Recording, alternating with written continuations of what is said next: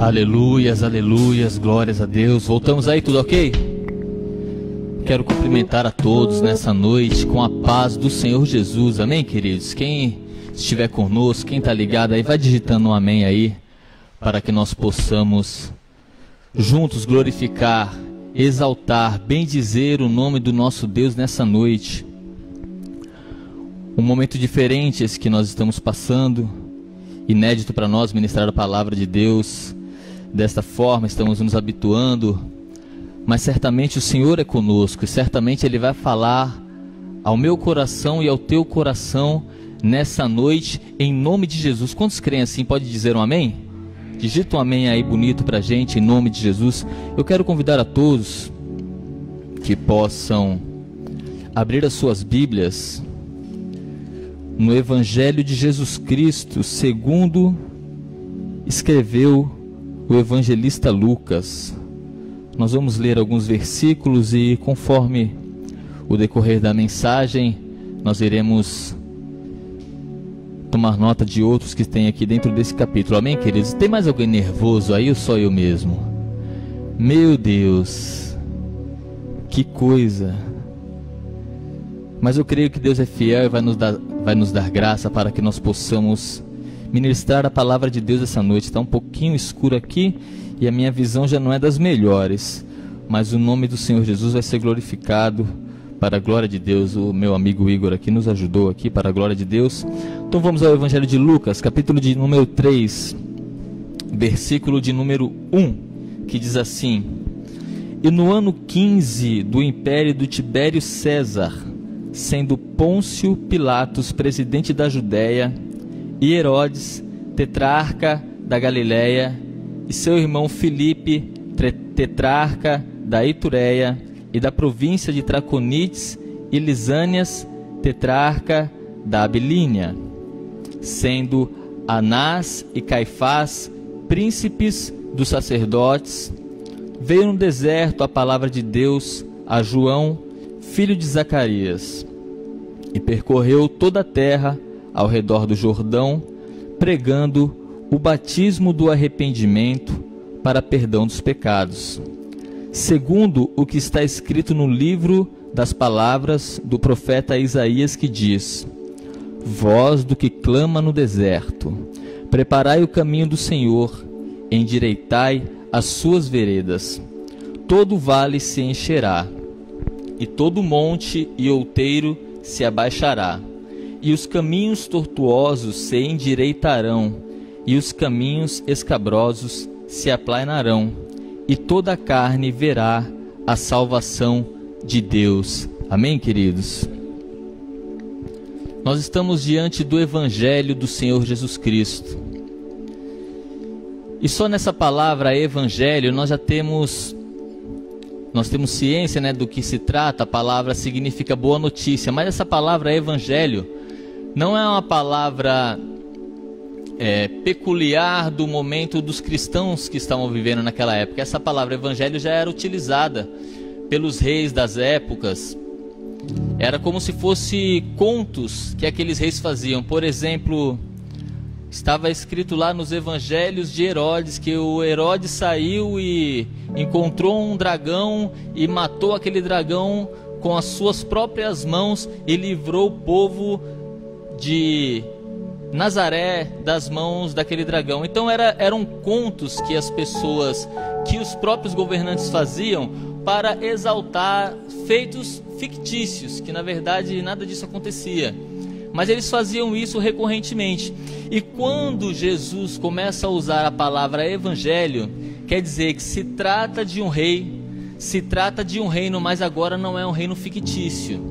Se trata de um reino real. Se trata de um Deus todo-poderoso, capaz de fazer tudo aquilo que poderia ser feito nas ideias daqueles reis, mas fazer aquilo de forma real, ou seja, operar milagres, sinais e maravilhas.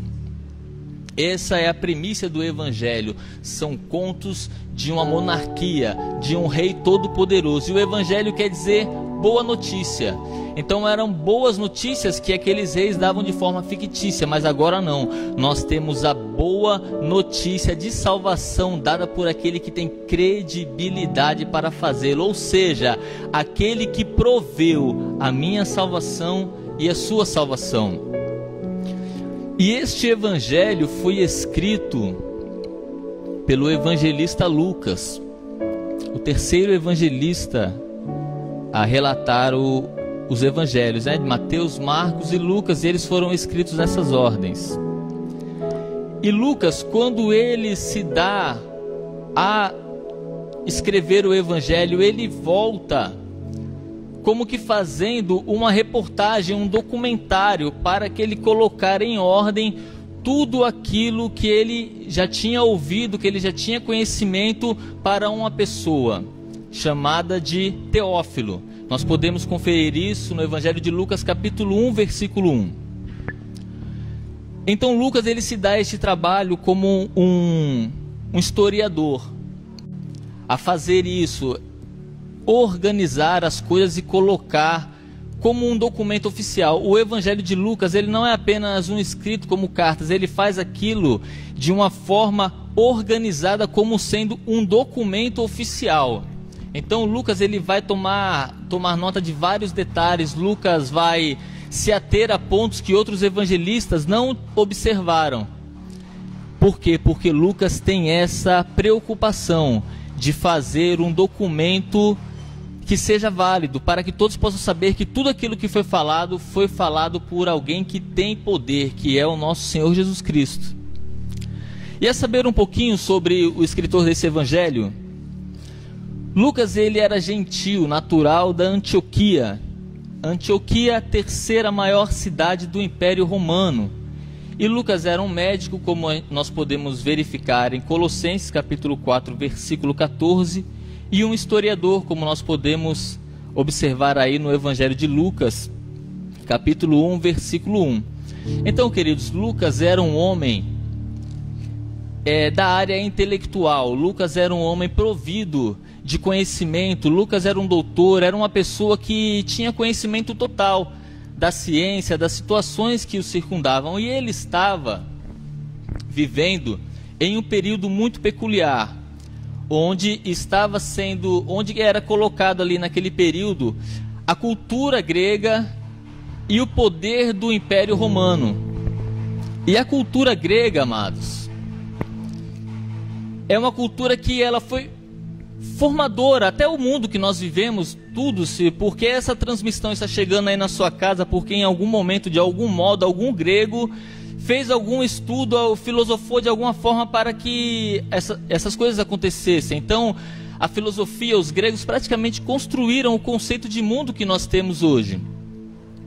E naquela época, a época que Lucas se encontrava, havia uma filosofia regente. Qual era essa filosofia? Chamada de filosofia decadente. Por que isso? Porque os grandes filósofos de um tempo anterior a este, como Sócrates, Platão, as ideias que eles colocaram foram totalmente submetidas quando o Império Romano chega. A tão sonhada democracia grega, ela é submetida pela tirania do Império Romano. Então os próprios gregos, os próprios filósofos, eles passam a repensar as suas questões, a repensar as suas filosofias, e nós vamos ter aí duas filosofias, dois grupos filosóficos regentes neste período. Este período dessa filosofia decadente, ela tem alguma questão peculiar. Ela não tem o brilho clássico das antigas, não apresenta propostas novas e originais, quase sempre são sistemas místicos e sincréticos, próprios de épocas de crise, como foram os 200 anos antes de Cristo. Então eles tinham ali o estoicismo, que o estoicismo trata de exaltar a igualdade humana pela razão, e o epicurismo, que afirma que o fim único da existência é o prazer. Então era neste contexto que Lucas vivia. E Lucas agora, dentro deste contexto, onde os próprios filósofos já estão confusos, sem saber mais onde eles vão colocar o pé e firmar as suas convicções, onde epicurismo está dizendo que o prazer é o único fundamento da vida, que tudo é válido pelo prazer. E a filosofia antiga e clássica a qual esses filósofos se basearam, ela é uma filosofia baseada nos pensamentos dos grandes filósofos, que por muitas vezes recorreram à mitologia para fundamentarem seus pensamentos. Exemplo, deuses do Olimpo, semideuses, a Atlântida e etc. Coisas que você vai passar pelo ensino médio, provavelmente você vai passar por essas matérias. Ou seja, tudo aquilo que estava colocado como pedra, como princípios para aquela humanidade, eram coisas baseadas em mitos, filosofias baseadas num continente que submergiu, onde tinham ali todos os deuses do Olimpo, e nada disso pode ser comprovado, nada disso pode ser colocado como algo palpável. E Lucas, entendido de ciência, entendido das situações, ele observa para analisar que ele está sendo privilegiado no tempo e na história, porque ele sabe que ele está vivendo em um tempo onde quem estava ali presente com eles era o próprio Deus, que as coisas que foram anunciadas pelo Senhor Jesus foram coisas reais, sinais, maravilhas, palpáveis, que puderam ser vistas e testemunhadas por milhares e milhares de pessoas. Então a própria confusão dos gregos, a própria falta de terem que se segurar naquele momento, ela agora vai ser preenchida pela presença do Espírito Santo de Deus e pela presença do próprio Deus na pessoa do nosso Senhor e Salvador Jesus Cristo. Ei, igreja, tem muitas pessoas fundamentando sua vida e seus princípios em vãs filosofias terrenas, efêmeras e passageiras. Há muitas pessoas que não sabem mais aonde se segurar. Há muitas pessoas que não sabem onde colocar a planta dos seus pés e ter certeza que aquilo ali é um lugar firme. Mas eu quero falar para mim e para você nessa noite, que a nossa fé está fundamentada em um Deus Todo-Poderoso. E além de Ele ser todo-poderoso, Ele é amoroso. Ele, com toda a sua glória e majestade, Ele escolheu esvaziar-se de si mesmo, fazer-se como um bebê e vir a esta terra, sofrer as paixões que nós passamos, sofrer fome, sede, frio, ser colocado numa manjedoura juntamente com os animais. Aquele maior, ele se fez menor, porque ele me ama e porque ele te ama. E o evangelho que nós queremos pregar nessa noite é um evangelho palpável, é um evangelho que pode ser provado, é um evangelho que pode ser experimentado, porque o Deus que nós servimos não é um Deus mitológico, mas é um Deus fiel. Não é Zeus, não é nenhum desses outros deuses que é ensinado nas escolas no ensino médio, mas é um Deus todo-poderoso que pode ser vivido e cuja presença está neste lugar. E eu acredito que a presença dele também está aí na tua casa, porque ele é fiel, porque ele é maravilhoso. E porque Ele é Deus, queridos. Então, meus amados irmãos, dentro do contexto em que nós vivemos, uma coisa eu posso falar para você: o evangelho de um Deus poderoso, fiel, está se cumprindo. E a única vantagem que nós temos de estar pregando a palavra de Deus dessa forma peculiar, dessa forma diferente, reunidos aqui com os irmãos, fazendo uso da tecnologia para que essa mensagem chegue até você, é ter a certeza que nós estamos pregando a profecia debaixo do cumprimento da profecia. Porque o Senhor falou que essas coisas iriam acontecer: fome, peste, terremoto, epidemias, guerras, rumores de guerras. Todas essas coisas são apenas o princípio das dores. E como a dor de parto, está começando a latejar. E ela vai latejar ainda mais. E por que eu estou falando isso, queridos? Talvez esteja entre nós aí algum irmão, alguma irmã, algum visitante que de repente não sabe por quê que é a existência dessa fé. Lucas, ele fez questão de documentar as coisas porque ele tinha certeza que se tratava de algo palpável. A Bíblia, ela é inquestionável. Eu ouço muitas pessoas dizer por aí que a Bíblia tem erros aqui, a Bíblia tem erros ali. Nunca se deram ao trabalho de fazer um exame minucioso da palavra para dizer tais situações. Nunca, muitos que criticam a palavra de Deus, nunca se deram ao trabalho de examiná-la. Mas Lucas, quando viu que estava diante de algo palpável, ele falou: eu vou escrever isso aqui porque isso aqui é real. E aqueles que se deram a este trabalho de examinar a palavra de Deus para saber se ela era real, nós temos relatos que muitos deles se converteram. Eu vou falar aqui o pequeno testemunho de um camarada americano chamado Lee Strobel. Queridos, desculpem a pronúncia, não sei falar inglês, eu sou patriota, nacionalista, eu sou brasileiro tupiniquinho, nem me atrevo a querer fazer que a pronúncia seja correta. Mas esse camarada Lee, ele era um jornalista, bacharel em Direito. O Lee, um jornalista, bacharel em Direito. E ele escreveu um livro. O livro dele se chama Em Defesa de Cristo.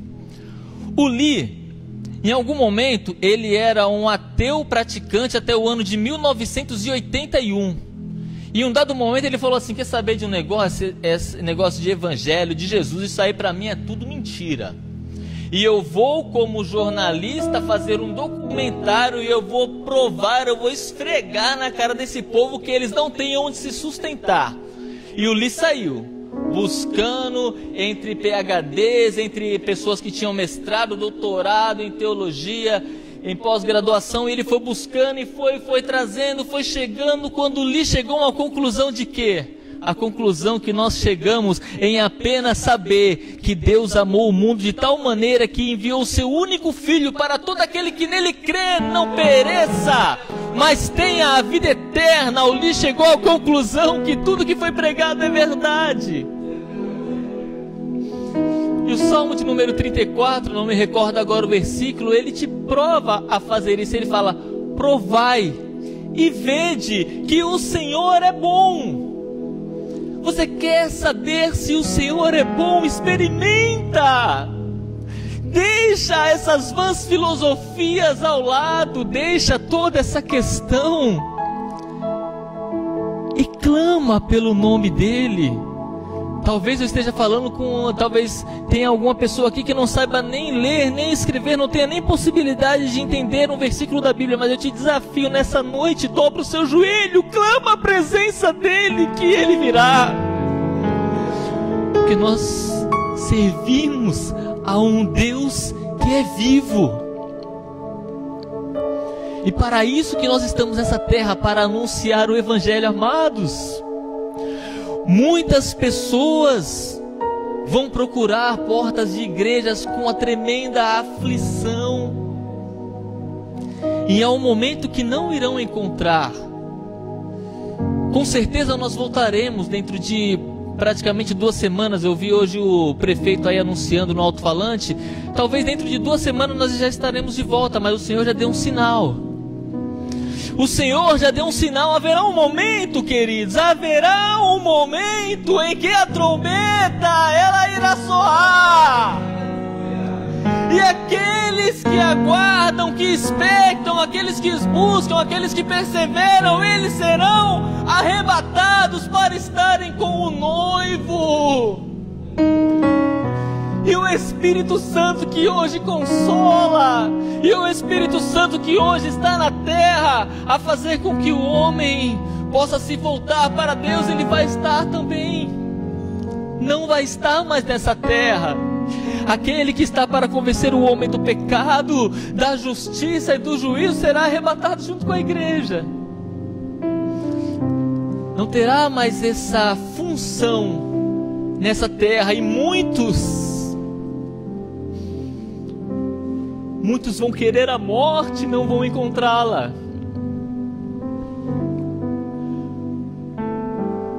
As pessoas vão ficar desesperadas nessa terra. Então quero te convidar nessa noite, em nome de Jesus. Se você é uma dessas pessoas que está nos visitando, se você é um amigo que recebeu um convite desse link, através de algum amigo que te enviou para fazer esse convite, olha, eu mesmo hoje enviei para todos os meus contatos. Nós te convidamos para a vida eterna.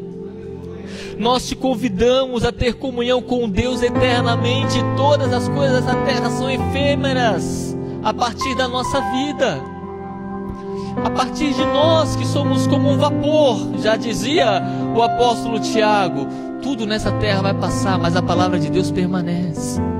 Ela é viva, ela é eficaz, ela é palpável, ela é provável. Você pode provar, experimentar a palavra de Deus. Ao início dessa mensagem, podemos tratar aqui como uma introdução. Nós estávamos nos dirigindo e até com um foco maior para os nossos queridos visitantes que estão aqui. Mas eu gostaria também de trazer um pouco para a nossa realidade. Nós vamos ler, queridos, no versículo 1 e 2,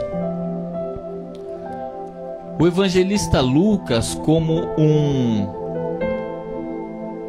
uma pessoa que está fazendo um documentário, ele vai tratar de nos situar dentro do tempo e do espaço. Ele vai falar no ano 15 do Império de Tibério César, Pôncio Pilatos, presidente da Judéia, Herodes, tetrarca da Galileia, seu irmão Filipe, tetrarca da Itureia, da província de Troconites, Lisânia, tetrarca da Abilinia, e sendo Anás e Caifás chefes dos sacerdotes. Veio no deserto a palavra de Deus a João, filho de Zacarias. E, queridos, quando nós remetemos a palavra, assim como fez João, ao tempo e ao espaço, nós vamos precisar entender um pouco o que estava se passando neste período aqui, onde Jesus estava vivendo e que João estava pregando no deserto. Então nós precisamos retroceder um pouco. E a história anterior, imediatamente a esses eventos, cerca de 200 anos antes de Cristo, se dá o fim do Império Macedônico. E entre o fim do Império Macedônico e o início do Império Romano, houve um período chamado de período Asmoneano, o período dos Macabeus. Tem mais um outro nome que se dá, mas fugiu da mente. Hoje eu estou nervoso que até as palavras estão fugindo. Mas neste período, queridos, neste período que nós vamos entender, o que acontece? Desde quando o povo de Israel foi tomado cativo pela Babilônia, a Arca da Aliança foi perdida. Foi ali com eles, foi a última vez que se viu a Arca da Aliança. E quando há um retorno com Esdras, com Neemias, com Zorobabel, nós vamos ver isso nos profetas menores, a arca não volta junto não, queridos. A arca, meus amados irmãos, ela simbolizava a presença de Deus. E a palavra de Deus vai dizer que a glória da segunda casa seria maior do que a da primeira. Mas a única razão dessa palavra se sustentar era porque o Senhor Jesus Cristo iria estar pessoalmente naquele templo. Aquele templo que foi construído, depois ele foi reformado pelos Herodes, mas era a mesma estrutura daquele templo que foi construído no período de Esdras e Neemias. Porque o povo de Israel foi avisado de todas as formas, de todas as maneiras, por todos os profetas, o que iria acontecer com eles. E eles perseveraram em desobedecer e pagaram para ver a sua nação ser dispersa, o seu templo ser saqueado. E daí então em diante, queridos, toda a palavra, ela vai ser apenas e simplesmente para a chegada do Messias, uma preparação para um novo templo. A construção dos templos, a construção dos muros, isso já não é mais uma coisa que vai falar diretamente com o povo de Israel, porque vai dar uma pausa ali para eles. Agora está sendo construído um período para a igreja. E aqui, meus amados irmãos, nesse ponto da história em que nós vivemos, nós temos sacerdotes, sumos sacerdotes.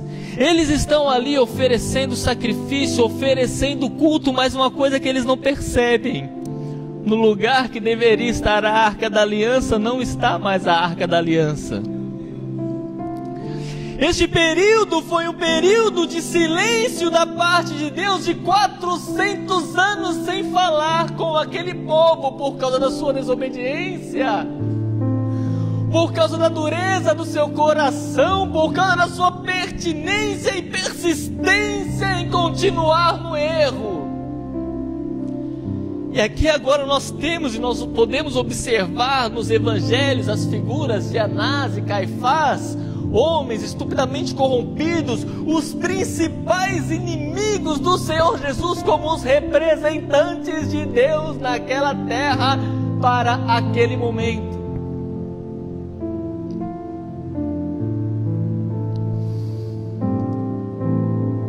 O povo de Deus escolheu para si reis. Os reis de Israel foram destituídos dos seus tronos pelos seus inimigos. Os reis de outras nações levantaram seus impérios diante da face do povo escolhido, que teve que ficar humilhado em terras estrangeiras, observando o levante de nações pagãs, que deveriam antes serem influenciados pelo povo de Deus, mas não, o povo chamado de Deus por aquela época, por aquele momento, sofreu todas as influências mundanas possíveis, até terem que tomar o trago amargo do cativo, da destruição, da separação. Mas o Senhor ainda assim os alertava, como já diria o profeta Jeremias, o seu capítulo 33, versículo 3: clamem a mim, e eu hei de vos responder, eu vou anunciar a vocês coisas grandes e firmes que ainda não sabes. E mesmo diante de qualquer situação caótica que possa estar o mundo neste momento, eu tenho uma palavra para te dar e acrescentar ao seu coração ainda: que a figueira não floresça, que o fruto da oliveira minta, que não haja vacas no currais. Todavia eu me alegrarei no Senhor, exaltarei ao Deus da minha salvação. Amados, Anás e Caifás, eles eram homens terceirizados pelos heróis, ou seja, eles estavam submissos a tudo aquilo que Roma mandava. É a aliança mais imperfeita que pode acontecer, é a aliança da igreja com os governadores do mundo. Queridos, nós servimos a um Rei dos reis, Senhor dos senhores. O seu reino é sempre eterno, ele é independente, nada foge do controle das suas mãos. Nós não necessitamos de alianças espúrias. Nós não precisamos de jeitinho de ninguém, nem da ajuda de ninguém, nem da mão de ninguém. É o que a Bíblia nos diz: sujeitai-vos. Mas a aliança corrompe, porque a amizade com o mundo é inimizade contra Deus. E aí, queridos, esse é o período que João Batista e Jesus encontram. É o momento da história prévia. Só que, diante da palavra de Deus, do poder do Espírito Santo, da força do Evangelho, Jesus convoca os seus 12. E ali ele estabelece a sua igreja. Ele fala: e as portas do inferno não prevalecerão contra a minha igreja. E a igreja primitiva torna-se independente. A igreja primitiva, ela começa a avançar, ela começa a conquistar. A igreja primitiva começa a fazer coisas inimagináveis. E aí os governantes observam aquilo e falam: opa, só há uma maneira, é se aliar a isso daí, é se juntar com esse povo que só cresce. Quanto mais perseguia, mais crescia. Colocavam os cristãos como tocha para iluminar o Coliseu diante daquelas barbáries, e a igreja só crescia. Eles atravessavam os apóstolos à espada e a igreja só crescia. Eles crucificavam os apóstolos e a igreja só crescia. Eles arrastavam os apóstolos vivos por carroças de cavalos e a igreja só crescia.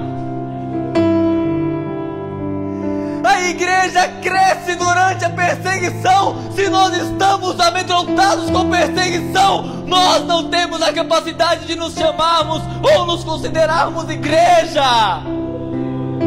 Igreja, chamados para fora. A amizade com o mundo é inimizade com Deus. Deus quer que você tenha aliança com Ele. Deus não quer que você recorra a nenhum poder a não ser o dele. Qualquer situação você recorre a Ele.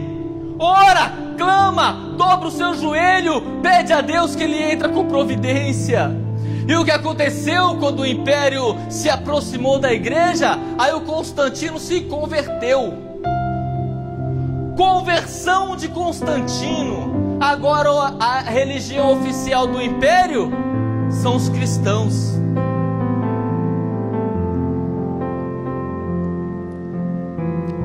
Passado-se o tempo, amados, com essa aliança começa o sincretismo. Pega o Deus Sol. Qual é o dia do Deus Sol? 25 de dezembro. Bota aí, aniversário de Jesus, 25 de dezembro. Começa o sincretismo.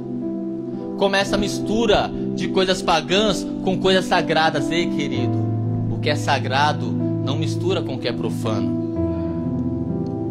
Aí ele pega, no mês de abril é o mês que Jesus ressuscitou. Mas também é o mês da fertilidade. Então junta aí, pega a Páscoa aí, coloca junto a fertilidade. Tem uma deusa da fertilidade, esqueci o nome dela agora. Mas coloca aí junto, a ressurreição de Jesus tem tudo a ver com a fertilidade. Então vai ser isso, coloca coelho que se multiplica, começa o sincretismo. Começa a palavra de Deus ficar em segundo plano. E eles perseveram e persistem nisso, e as catedrais são levantadas. Até o ponto que eles vão chegar 1000 e tantos anos depois, a colocar toda a humanidade num período registrado pela história como período de trevas.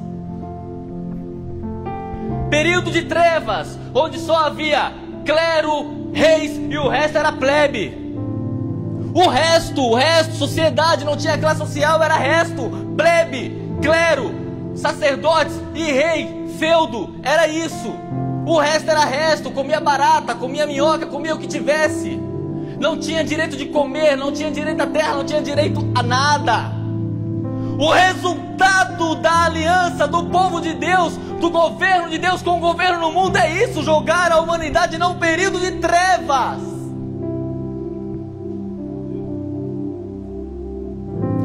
E aí a sociedade, neste período de trevas, ela vai começar a perceber a necessidade de renascer. Observam isso? Há um período na história que vai se chamar renascentismo. Por quê? Porque no período das trevas acabou ciência, acabou tecnologia, acabou tudo que se tinha, acabou a liberdade de culto. Queridos amados irmãos, eu sou cristão evangélico, mas se não houver liberdade de culto, não tem como as pessoas se converterem ao Deus verdadeiro. Se você impor que naquela cidade, naquele estado, naquela nação, aquele Deus vai ser aquele, nós vamos nos tornar semelhantes aos muçulmanos. Nós vamos nos tornar semelhantes a pessoas que impõem. Nós não, nós temos liberdade, pregamos a liberdade em Cristo. E só a liberdade é capaz de atrair. Conhecereis a verdade, e a verdade vos libertará. Conhecer a verdade vai aprisionar? Como é isso? Não tem condição, não tem cabimento, não tem lógica. Não existe possibilidade. A verdade liberta, nós somos livres, servimos a Deus porque o amamos, o servimos com amor.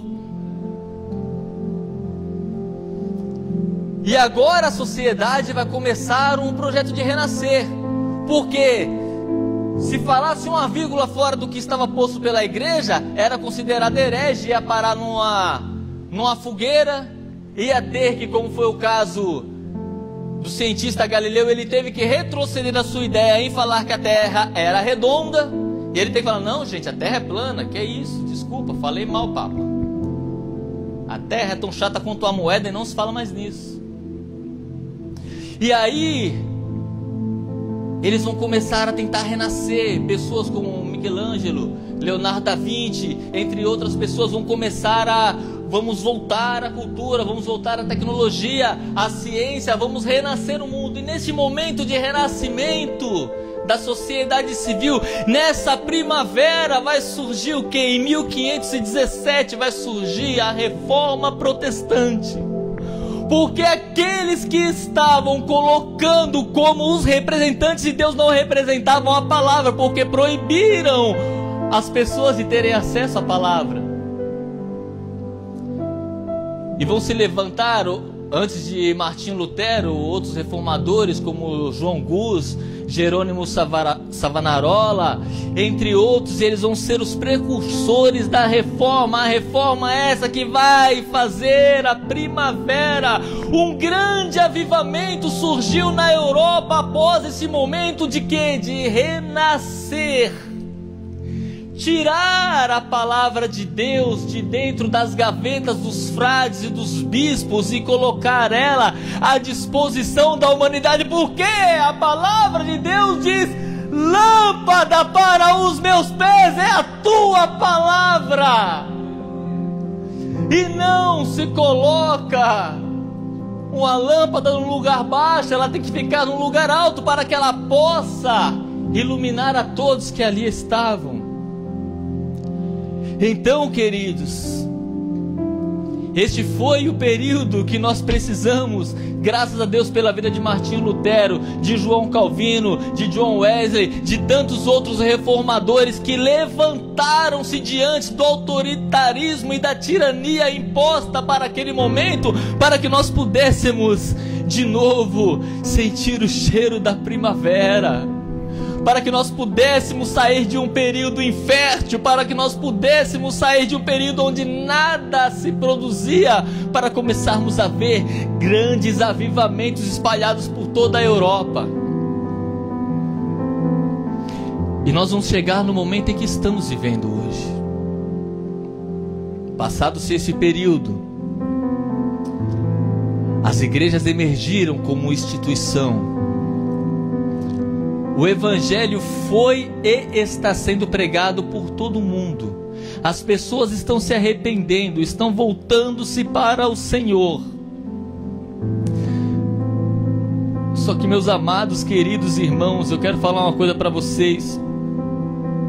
O diabo, ele não se contenta. As rotas do mundo, elas são cíclicas. O que aconteceu no passado vai voltar a acontecer novamente. Será que o diabo está feliz com essa expansão da igreja?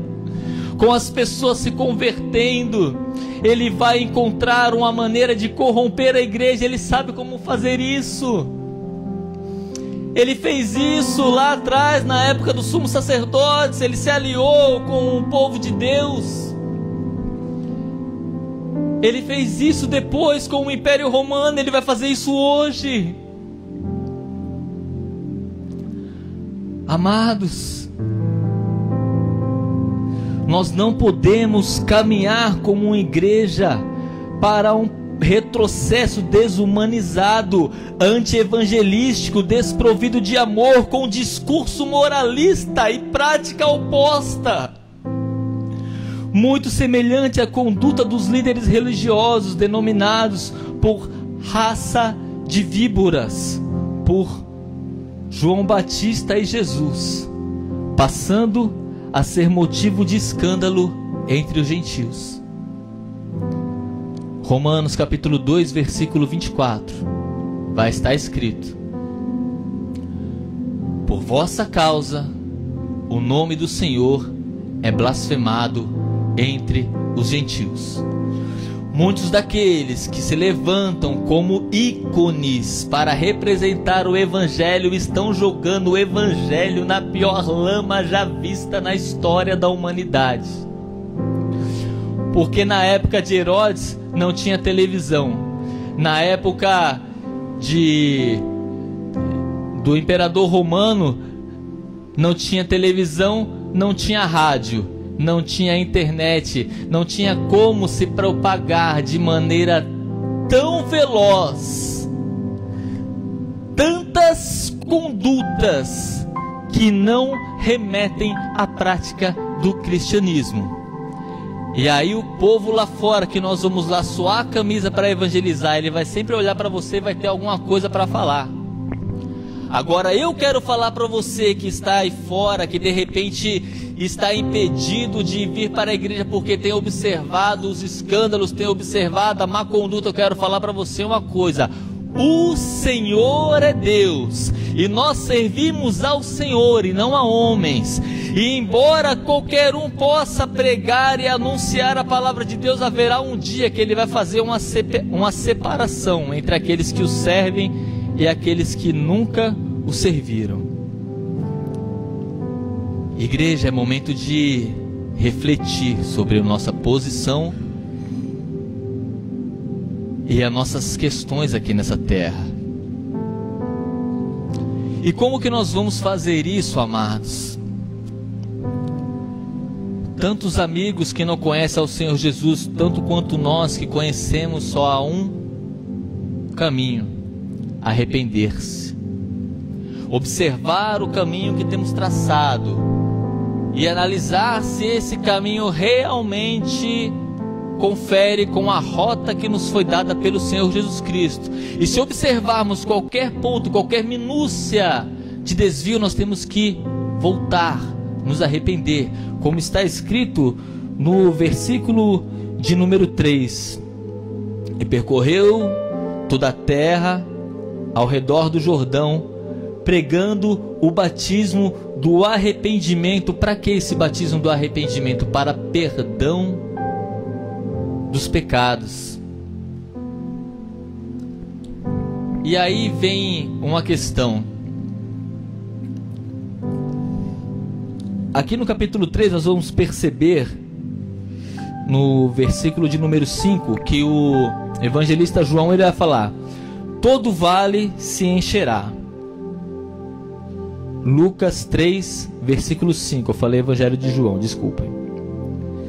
Todo o vale se encherá, todo monte e outeiro se abaixará, e os caminhos tortuosos se endireitarão, e os caminhos escabrosos se aplainarão. Então, queridos, uma coisa que nós temos que ter consciência, talvez você que seja um amigo nosso que esteja conosco, todos nós, em algum momento, nós pecamos. Está escrito lá em Romanos 3:23. Todos pecaram e destituídos estamos da glória de Deus. Então, para entrar no céu, para ter morada eterna com Jesus, tem que pagar esse problema aqui, porque lá não entra pecado, lá não entra questões relacionadas ao pecado. Como está escrito em Romanos 6:23, há uma paga pelo pecado que nós cometemos. Cometemos o pecado, há ali uma moeda de troca, e o nome dessa moeda é a morte. Romanos 6:23, e o salário do pecado é a morte. Então, uma vez sabemos que todos nós pecamos, e uma vez sabemos que dentro dos pecados que cometemos, todos nós estamos mortos, E aí vem a boa notícia para você. Romanos, capítulo 3, versículo de número 24. Eu vou resumir aqui, para que não percamos tempos, mas vai aparecer para você aí o versículo. Porque nós somos justificados gratuitamente pelo Senhor Jesus. Então, para que nós possamos ter acesso aos céus, alguém teve que pagar o nosso problema. Alguém teve que descer a essa terra e não ter cometido nenhum pecado. Alguém teve que vir aqui e cumprir a lei, que era impossível de cumprir. A lei estava lá, só que era impossível para qualquer humano cumpri-la. E Deus, Ele não trata com injustiça. Se Ele colocou algo, estabeleceu, aquilo deve ser cumprido. E quando Ele nos olha e vê a nossa carência, vê a nossa incapacidade, vê a humanidade caminhando em passos largos para abraçar com a morte, aí o amor dele se manifesta. E Ele fala, se é para dar um jeito, tenho que eu ir lá dar um jeito. Então Ele vem aqui. Ele passa por onde nós passamos, Ele vive o que nós vivemos, mas Ele não comete o que nós cometemos, Ele não peca. E pelo fato de Ele não pecar, Ele vence a morte. Nós podemos agora dizer, tragada foi a morte pela vitória. Onde está, ó morte, o teu galardão? Onde está, ó inferno, a tua vitória? Mas graças a Deus, que nos dá vitória por nosso Senhor Jesus o Cristo. Por isso que nós estamos aqui. Então, queridos, quando nós formos evangelizar, nós vamos encontrar com essas situações que nós vimos no versículo 5. Está dizendo que todo vale se encherá. Puder colocar para mim aí, fazendo um favor, Apocalipse 22:15. Tem também 1 Coríntios 6:9 e Efésios 5:5. Mas coloca só um texto. Essas pessoas que se encontram nessa situação, onde está escrito aí em Apocalipse 22:5, são pessoas que estão depreciadas. Ou seja, como vai ter que aplanar os caminhos para o Senhor passar? Tem lugares que estão depreciados, encontrados nessas condições que estão aí descritas. Ficarão de fora os cães, os feiticeiros, os que se prostituem, os homicidas, os idólatras e qualquer que ama e comete a mentira. Então, para que nós pudéssemos caminhar no caminho do Senhor Jesus, essa depressão vai ter que ser nivelada.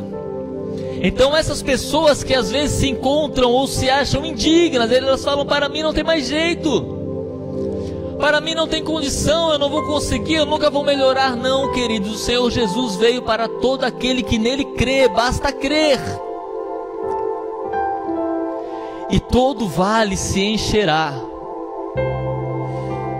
Nós temos aí também todo monte e todo outeiro terá que se abaixar. O monte e o outeiro, querido, outeiro, você pode trocar a palavra outeiro pela palavra barranco. É a mesma coisa, um barranco de terra. Onde há um buraco, uma depressão, falta terra para nivelar. E onde há um outeiro, uma elevação de barro, precisa passar a plana para aplanar, porque ele está se autoelevando. Nós podemos ver isso aí no versículo de número 8, onde João já os exorta. Vocês acham que por serem filhos de Abraão estão livres? Pode sair de qualquer pedra dessa aí, herança de Abraão. Em Jeremias capítulo 13 nós vamos ter a passagem que fala sobre o cinto de linho na fenda da rocha. Em Isaías, pode colocar Isaías capítulo 64, versículo 6, vai falar que a nossa justiça diante de Deus, ela não passa de trapo de imundície. O Senhor falou para o profeta Jeremias: Jeremias, coloca linho fino na sua cintura, aperta bem.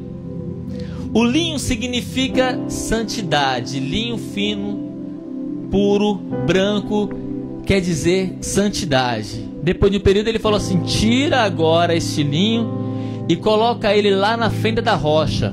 Depois de um tempo você volta lá e vê como é que está a situação do linho. O tempo passou, o profeta Jeremias volta e vê que aquele linho estava podre. Igreja do Senhor Jesus, eu quero falar para você nessa noite: a minha santificação, a sua santificação, se não estiver colada no corpo, ou seja, no Senhor, ela vai apodrecer. Porque se fosse capaz a nossa santificação de resolver alguma coisa, não seria necessário o próprio Jesus descer. Mas ele desceu porque nós não éramos capazes. Então esses são os barrancos que devem ser aplanados. E todos os caminhos escabrosos vão se tornar caminhos limpos. Agora você soma depressão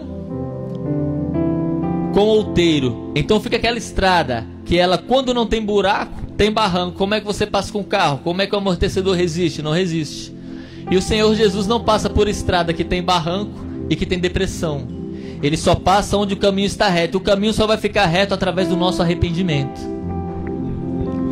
É o nosso arrependimento através da palavra. O profeta, ele está ali para anunciar a palavra. O profeta significa aquele que fala por Deus. Então aquele que fala por Deus é a palavra. E pela palavra nós vamos ter contato com o arrependimento. E tendo contato com o arrependimento, nós vamos participar do batismo para a remissão dos pecados. Vamos tornar pública a nossa fé. Então, meus amados irmãos, estamos já encerrando em nome de Jesus. A constatação de mudança de direção se dá nas mudanças de hábitos. Nós podemos observar isso nos versículos 10 ao 14, onde eles vão perguntar: João, o que eu vou fazer? Ele vai falar: quem tiver 2 túnicas, reparte com quem não tem. Quem tiver alimento, faz a mesma coisa, reparte, faz a partilha. Mudança de comportamento. Chegaram os publicanos e disseram: e nós, o que devemos fazer? E ele lhes disse: não peçais mais do que lhes foi ordenado. E alguns soldados o interrogaram também, dizendo: e nós, João, o que faremos? E ele lhes disse: não trateis mal, não defraudeis alguém, e contentai-vos com o seu próprio salário. Então as mazelas, querido, da sociedade não são coisas agora que chegaram para nós neste momento. Elas existem desde quando o mundo é mundo. Mas o Senhor Jesus está falando nessa noite para você: embora a instituição onde você trabalha possa ser uma instituição corrompida, faça você o seu papel de cristão, gere frutos dignos de arrependimento, não aceite o suborno. Você como um soldado ou um fiscal, ou você como um funcionário público, como era o caso aqui dos publicanos. E dessa maneira nós vamos estar aptos a sermos aceitos pelo Senhor Jesus. Porque só há 2 tipos de cristãos. Anota aí: só há 2 tipos de cristãos: aqueles que serão aceitos e aqueles que serão rejeitados. João vai falar: eu vos batizo com água, mas virá aquele que é muito maior do que eu, este vos batizará com o Espírito Santo e com fogo. E aqui, querido, nós temos 3 tipos de batismo. Observem aí: 3 tipos de batismo: batismo para o arrependimento, batismo com o Espírito Santo e batismo com o fogo. O batismo para o arrependimento, a Bíblia diz: quem crer e for batizado será salvo. Ou seja, você se arrependeu, se batizou e vai viver uma vida que demonstra que você vive uma vida gerando frutos dignos de arrependimento. E aí, como nós estamos em missão, como a igreja tem a função de proclamar a palavra, você vai receber, se buscar, um novo batismo, que é o primeiro batismo de Jesus, o batismo no Espírito Santo, que é um batismo para aperfeiçoamento da igreja, mas ele não é necessariamente ligado com a salvação. Com a salvação vai ser ligado se aquilo que você confessou no seu batismo nas águas está sendo confirmado na sua caminhada como cristão. Mas o batismo no Espírito Santo, ele vai continuar com as pessoas independentemente disso. Tem pessoas que questionam como é que profetiza dessa maneira, como é que fala em línguas estranhas, e todos sabem que vive uma vida dissoluta e em pecado. Queridos, o batismo no Espírito Santo não tem relação com a salvação. Ele é um batismo que aquela ferramenta ainda vai prosperar para a igreja. A profecia, a língua estranha, o dom de cura, independente de como ele esteja vivendo a vida dele, porque só o Senhor sabe como está a vida de cada um, literalmente, mas para a edificação da igreja ele vai prover. Mas aqueles que não fizerem jus àquilo que professaram em sua fé, no batismo nas águas, no arrependimento, a eles vão ser alcançados pelo batismo, o segundo batismo do Senhor Jesus, que é o batismo com fogo. Ou não? Batismo com fogo. Minha vista está que está, mas deixa eu encontrar aqui. João vai dizer aqui, ó, versículo, capítulo 4, capítulo 3.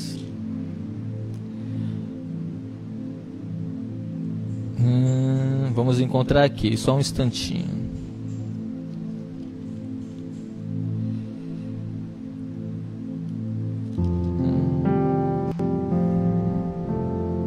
Aqui, versículo de número 17. Versículo 16 ele falou: e vos batizará com o Espírito Santo e com fogo. Agora, olha aí, queridos, observa comigo o resultado do batismo com fogo. Batizou nas águas? Tá ok. Batizou no Espírito Santo? Show de bola. Mas agora, tá gerando frutos dignos de arrependimento? Se tiver gerando, beleza. Se não tiver gerando, vai ser batizado com fogo. E ele vos batizará com o Espírito Santo e com fogo. Ele tem a pá na sua mão. Vai batizar com fogo e tem a pá. Ele limpará a sua eira, ajuntará o trigo no seu celeiro. Olha aquele lá que está dando testemunho, aquele que está gerando frutos dignos de arrependimento, aquele que tem o batismo no Espírito Santo e faz jus àquilo que ele professou na sua fé no batismo das águas, vai ser junto com o Senhor no seu celeiro. Porém, aí que entra a função do fogo. Ajuntará o trigo no seu celeiro, porém queimará a palha com fogo que nunca se apaga. Uma vez questionaram: mas Senhor, na parábola o joio está crescendo junto com o trigo. Deixa crescer, deixa que eu recolho. E no momento aquele que for servir para alimento, que é o trigo, vai ser separado para o celeiro. Agora aquela palha seca, desprovida de misericórdia, de amor, de testemunho, que faz alianças escúrias, que não está preocupado com o testemunho, esse vai ser separado,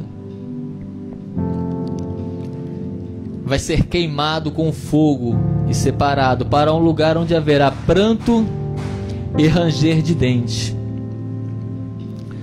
Onde nós podemos observar, pode colocar para mim aí por favor, Mateus capítulo 25, versículo 41, e também o Evangelho de Mateus capítulo 7, versículo 23. Este fogo, na hora que chegar diante do Senhor, esse que foi provado com fogo e não foi separado para o celeiro, ele vai falar assim, vai citar os dons espirituais que ele tinha. Senhor, em teu nome eu profetizei, falava em línguas estranhas. Ele vai falar assim: apartai-vos de mim, malditos, porque eu nunca vos conheci. Agora, Mateus capítulo 25, versículo de número 34. Aqueles que sofreram a perseguição, aqueles que ofereceram a outra face, aqueles que amaram os seus inimigos, aqueles que sofreram perseguição e sofreram calúnias por causa do nome do Senhor. Aí ele vai dizer assim: vinde a mim, benditos do meu Pai, para o lugar que já está preparado desde a fundação dos séculos. Querido, o choro vai passar, a tribulação vai passar. No lugar onde que nós vamos viver não haverá morte, nem pranto, nem choro, nem ranger de dente, não haverá enfermidades. Então, queridos, vamos perseverar nesta terra, para que nós possamos diante do Mestre ouvir dizer da sua boca: vinde a mim, benditos do meu Pai, para o lugar que vos está preparado desde a fundação dos séculos. E você que está aí conosco nessa noite, que talvez não tenha ainda se colocado em posição para ser aceito pelo Senhor Jesus, porque nós sempre falamos, é um dito comum do nosso linguajar: aceita o Senhor Jesus. Você se coloca numa posição para ser aceito por Ele. Se você quiser se colocar nessa posição, quero falar para você que lá para o lugar onde nós iremos, não tem governos passivos de corrupção dos quais você não pode confiar. Não tem tiranos. Lá é o governo do Senhor. E se você também quiser ouvir naquele grande dia, após seu coração parar de bater, o seu cérebro desligar, após você experimentar a morte física, se você não quiser experimentar a morte espiritual, faça isso. Arrependa-se dos seus pecados nessa noite. Comece a gerar frutos dignos de arrependimento. E aí você vai ouvir da boca do Mestre: vinde a mim, benditos do meu Pai, para o lugar que já está preparado desde a fundação dos séculos. Amados, eu quero nessa noite encerrar essa palavra para a glória de Deus. Acabei até me excedendo no tempo, mas eu quero bendizer a sua vida nessa noite. Eu quero declarar vitória para você nessa noite. Eu quero declarar a falência de toda instituição humana que não glorifica o nome do Senhor. Eu quero declarar que a igreja do Senhor vai se levantar nessa terra para dar testemunho e gerar frutos dignos de arrependimento. Fiquem com o Senhor Deus, reflitam nesta palavra. Nós somos apenas servos medíocres e inúteis diante da obra de Deus, mas um pouquinho daquilo que o Senhor colocou em nosso coração nós repartimos aqui. Estou saindo daqui aliviado, porque eu cheguei aqui muito tenso. A palavra estava dentro do meu coração, quase querendo me explodir, mas graças a Deus estou com paz no meu coração, de que o Espírito Santo testifica que nós colocamos aquilo que foi da direção dele nessa noite. Eu quero passar a palavra para o pastor Diogo nessa noite, diaconisa Shirley, para a glória do Deus vivo, em nome de Jesus. Deus abençoe a amada igreja.